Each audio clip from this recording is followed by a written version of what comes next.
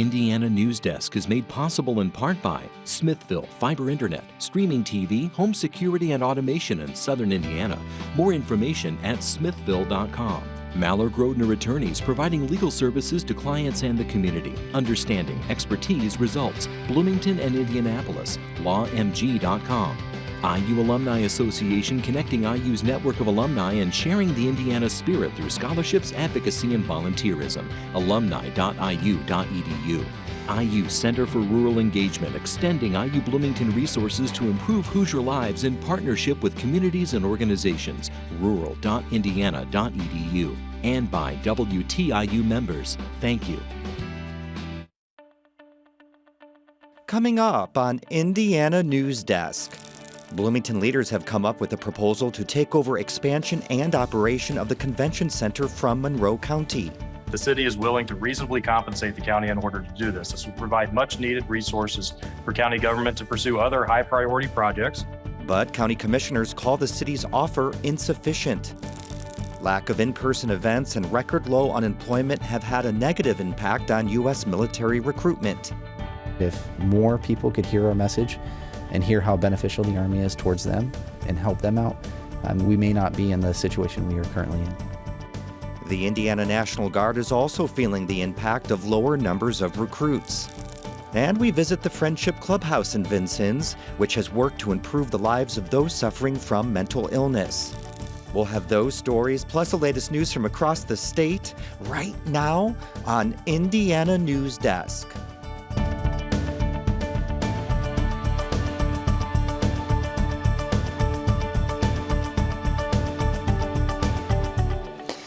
Welcome to Indiana Newsdesk. I'm Joe Wren.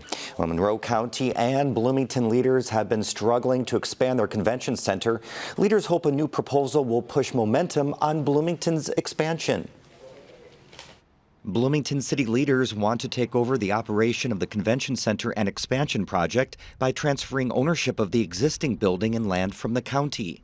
At a recent county commissioner meeting, officials call it a win-win for all parties. The city is willing to reasonably compensate the county in order to do this. This will provide much needed resources for county government to pursue other high priority projects, such as the new quarry park that we're excited about. More details were presented to Monroe County Council. And the city will pay off the existing debt of $2.2 million on the current center, receive ownership of the current land and property designated for potential use, and receive the county's share of the annual innkeeper's tax used for the convention center. This is not a real estate sale, but a transfer and trade of assets. The city also offered its share of the opioid settlement funds to the Monroe County Health Department and to expand the transit system beyond city limits to provide an east-west corridor to Ivy Tech and nearby employers. They are working on a new justice facility, jail justice facility. Let's have them concentrate on that while we can concentrate on this. So we divide and conquer, and it makes our entire community better. Griffin says the proposal is a first step in a complicated transaction and expects negotiations.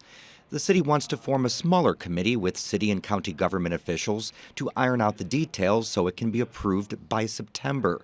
The city and the county have to figure out a pathway forward to get moving on this before we're in the crosshairs of the General Assembly again and they sunset the food and beverage tax, which is the only funding mechanism available to get it done. Monroe County Council passed a food and beverage tax increase in 2017 to fund the expansion. Since then, it's taken in more than $14 million, most of which goes to the city. Besides the pandemic, funding mechanisms, elected official turnover, facility size, and location are just a few of the reasons the project never got off the ground. Tourism officials hope the Monroe County project picks up again soon, with tourism numbers 20% ahead of a record-breaking 2019. We want to be able to host groups of 300 or 400. That's the kind of demand we're getting. We've got groups that are coming to us that want to come or that we meet with that are of that size, or two groups at the same time. He says Bloomington has the smallest convention center in the state, yet the second most desirable location after Indianapolis. But county officials aren't convinced they're getting a fair deal in this latest proposal. Monroe County Commissioner Julie Thomas calls the city offer insufficient. She says she felt the process was moving forward before the pandemic in creating a capital improvement board to manage the convention center's construction and operations. This is the city council, the county council, the mayor, and the board of commissioners. We all need to agree on this. It's not one person doesn't drive the bus. She says details are vague and more conversations with public input are needed. Convention center folks will say, oh, conventions are back. That's not what I'm reading elsewhere. We now have to contend with what is the impact of Senate Bill 1. Roll call shows 26 ayes, 20 nays. The bill has passed. That's Indiana's near total abortion ban that takes effect September 15th. Thomas says the Indiana Chamber says it will impact tourism in Indiana, and she worries about the kind of jobs it'll bring. What kind of jobs are those? Are they more than minimum wage jobs? Are they more than service industry jobs? We need to do better than that if we're going to do economic development. Thomas says while figuring out the convention center expansion is important, she says her priority is working through community justice reform. Estimates to fund the Bloomington expansion and renovate the existing facility totaled $44 million, but that could end up almost doubling now. Now, county commissioners approved an appraisal for the convention center properties at this week's meeting. Mayor John Hamilton hopes city leaders will be able to meet with the commissioners in the next couple of weeks. President Biden signed the $750 billion Inflation Reduction Act into law this week. Nearly half the money is targeted toward addressing climate change.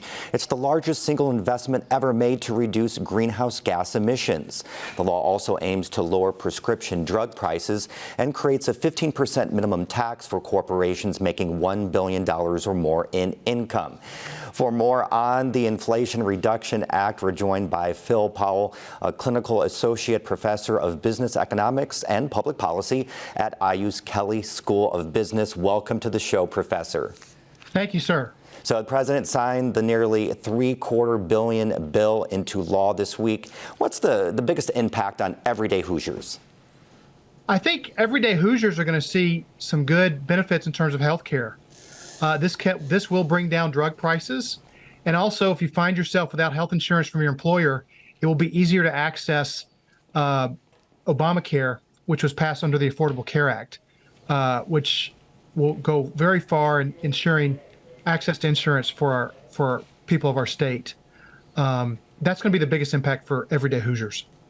And there's also the climate change component, which you talked about, makes up almost half of the cost of the bill. What will that do? Well, what this does is it accelerates the ability to invest in cleaner technology. So with government subsidies, you're going to see both households and businesses speeding up their plans to implement cleaner technology. So this will also incrementally be felt around the state in a very positive way. The act promises to pay for itself and lower the deficit. How does that work?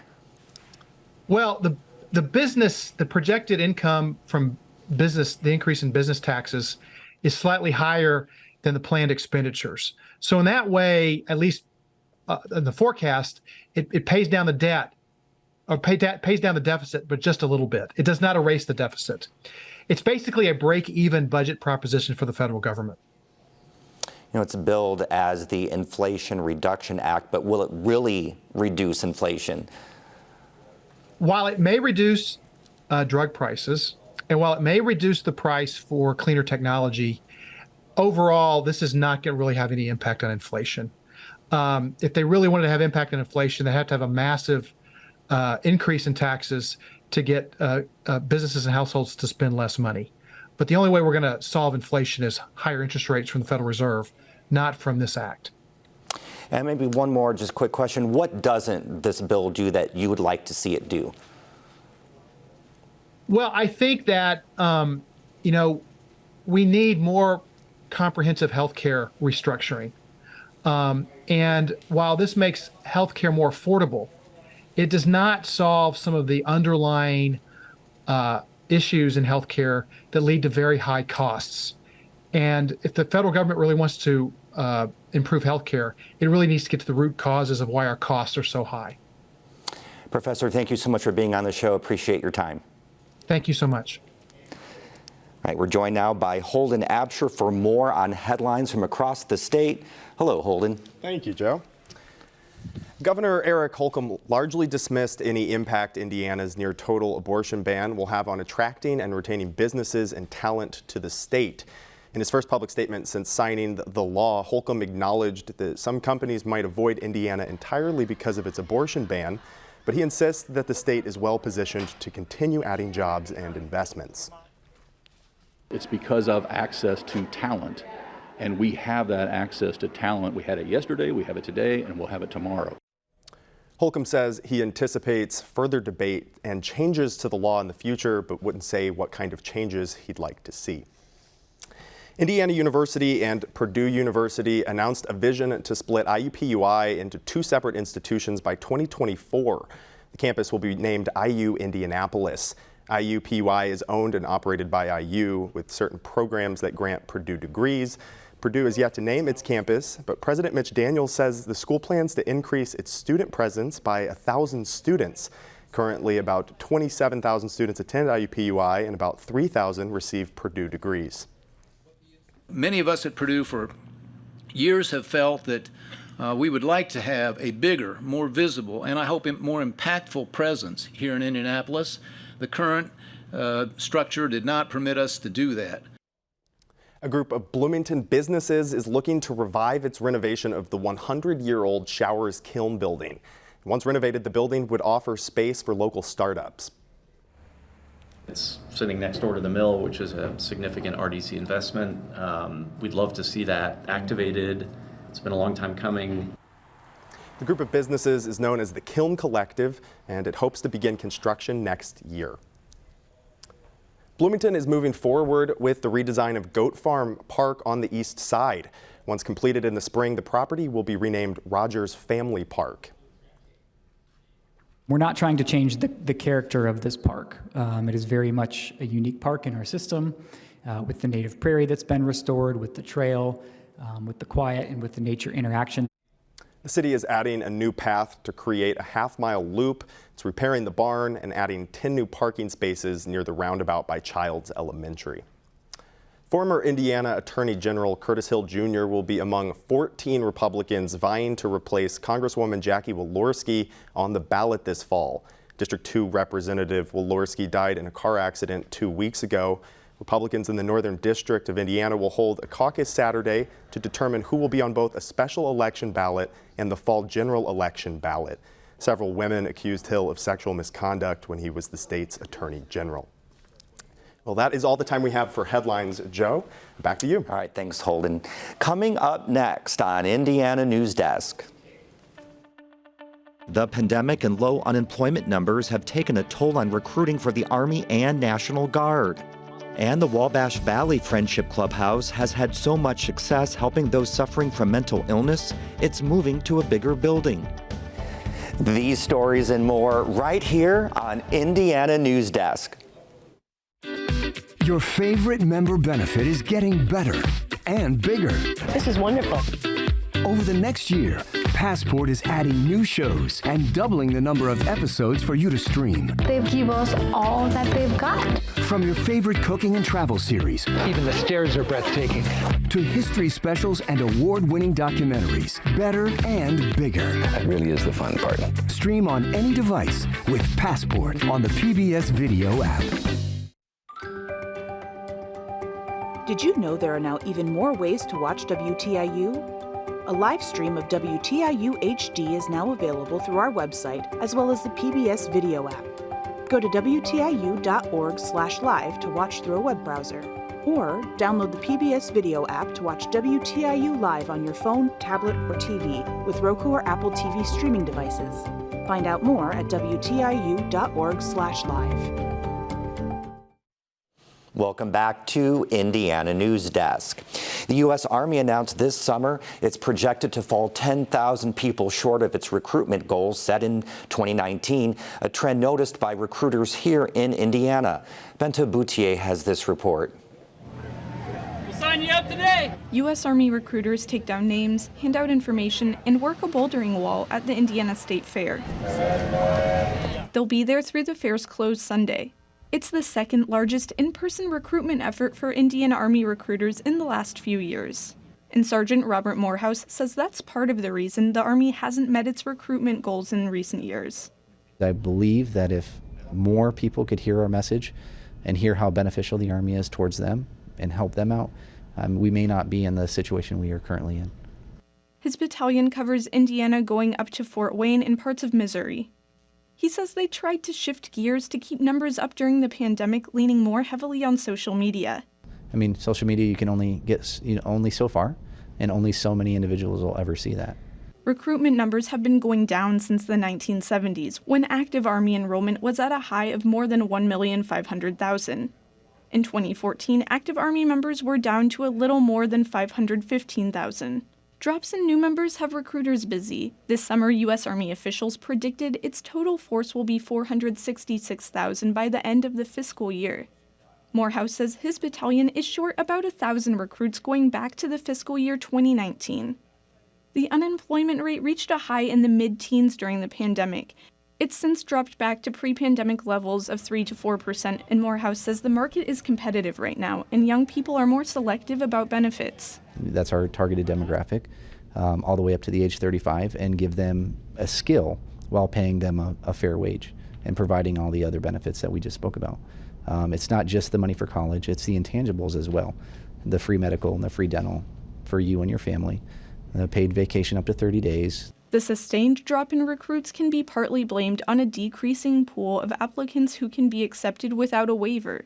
The U.S. Army reported 23% of Americans 17 to 24 years old are fully qualified to serve. For people who score lower on the military's aptitude test or don't meet fitness standards, the Army launched a 90-day program, the Future Soldier Preparatory course. Giovanni Carrion Chaparro commutes between a few recruiting stations in southern Indiana, including Bloomington's. America's Greatest Army. This is Sergeant Knight speaking. How may I help you, sir, ma'am? I know when I was trying to get in, I could just go into a recruiting station, no lockdown, no anything. But I think those 2 years of the pandemic it just added an extra hurdle in the process of getting our message out there. He says part of the challenge is explaining to people the Army is more than just combat jobs, which he says only make up about 15 to 20% of positions. The struggle for recruits is something Lieutenant Colonel Elaine Samples with the Indiana National Guard has noticed too. She says in 2019, around 5,400 people were joining all branches of service in Indiana, and the Indiana National Guard was getting 30% of those. You know, we've seen ups and downs over the past couple of years, but it's quite a big difference when you look at what we're going into now. We're looking at around 4,000 for this year, and it could be as few as 3,000 going into next year, according to our predictive models. She says it's troubling because the Indiana National Guard was an essential part of Indiana's COVID-19 response plans, and lower recruitment could hurt their ability to meet state needs. And you know, when there are floods, when there are tornadoes, we had the COVID response this past year. You know, the Indiana Army National Guard really showed up for the state of Indiana over the past couple of years, and we want to continue to be able to do that.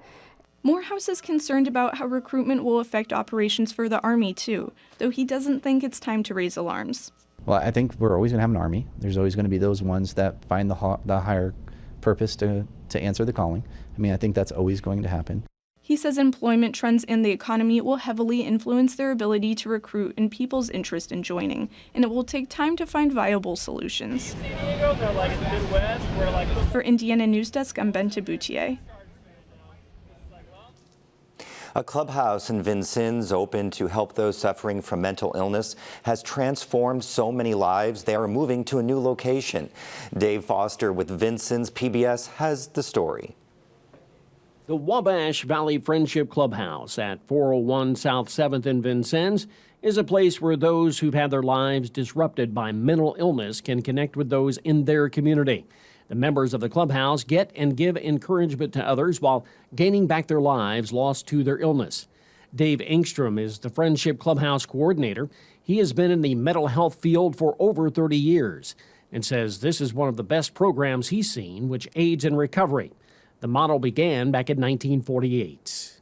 When they were starting it, they discovered that working with mentally ill folks was better in their recovery, to working side by side with them, giving them a purpose and a meeting and just not sitting around doing groups.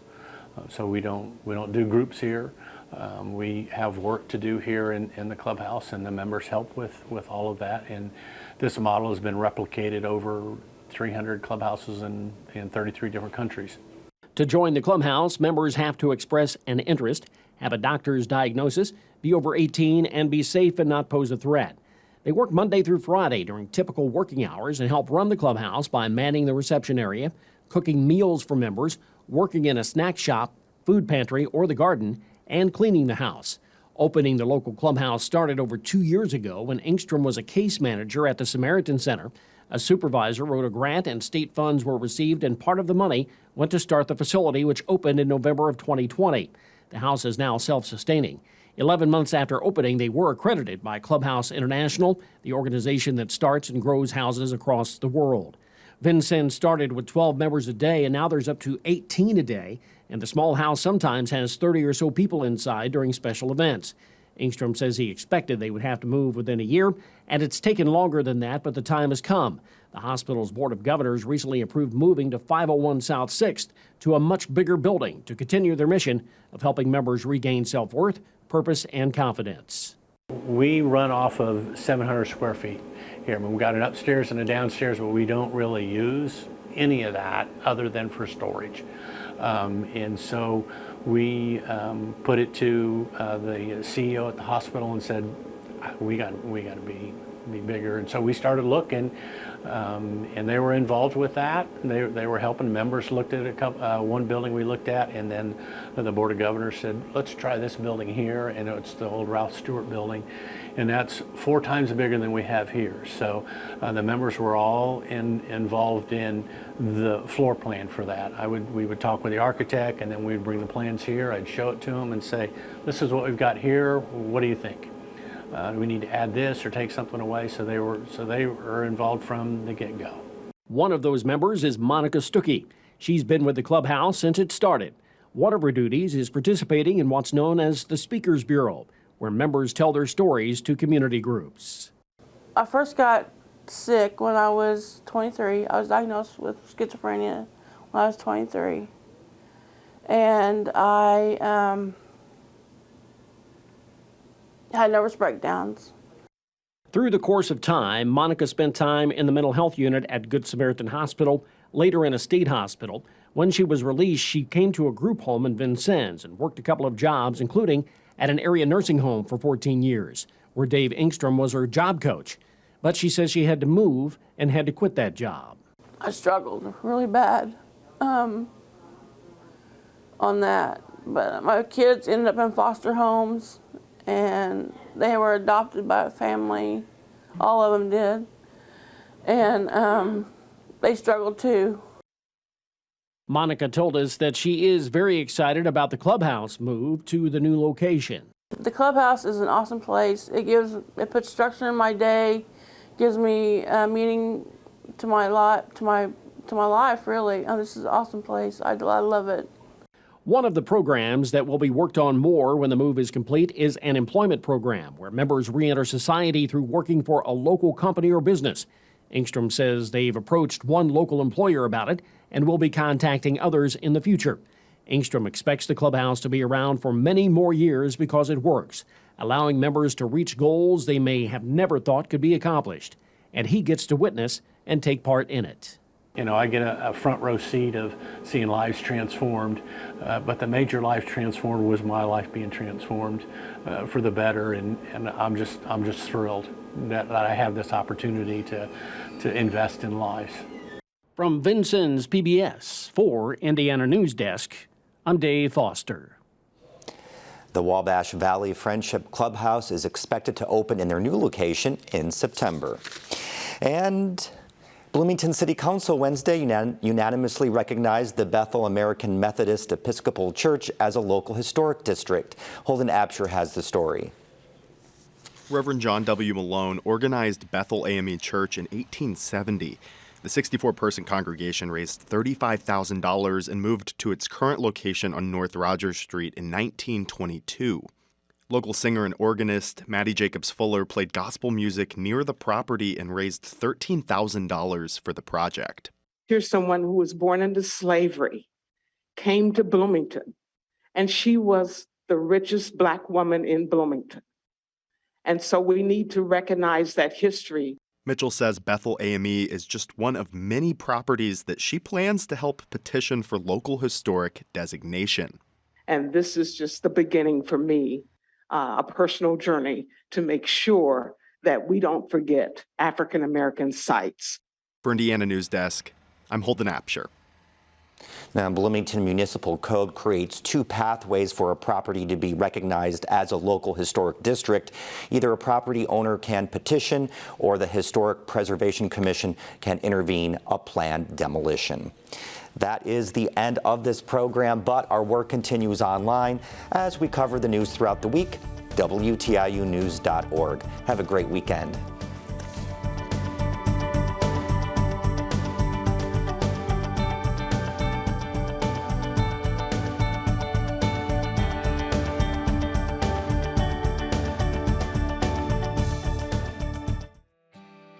Indiana Newsdesk is made possible in part by Smithville Fiber Internet, streaming TV, home security and automation in Southern Indiana. More information at smithville.com.